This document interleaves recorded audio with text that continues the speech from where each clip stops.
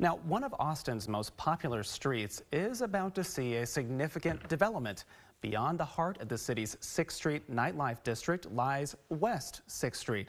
KXAN's Tom Miller talked with Cody Baird from the Austin Business Journal about how this overshadowed part of the road is changing.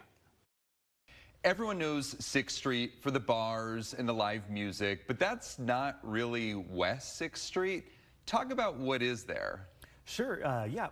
6th Street west of North Lamar, it's still dominated by commercial properties, but instead of those bars and music venues, what you're going to be seeing is a lot of retail, like salons and paint stores and restaurants like Swedish Hill Bakery and the old Z Tejas location.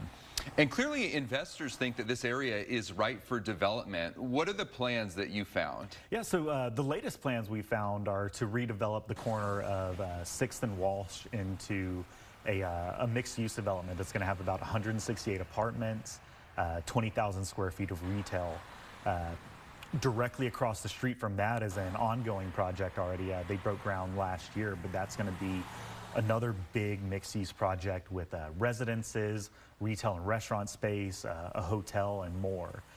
On top of all that, the old or it's not old, but the retail strip center that houses the Waterloo Records, there's plans, we've been told, to redevelop that into a high-rise. Yeah, a lot of development down there, which is sort of in contrast to what has been an otherwise slow time for the downtown area with its development. What do the trends show with that? Yeah, you go downtown, you're still going to see cranes in the sky, but there's a lot less than there were in during the kind of construction boom of the pandemic.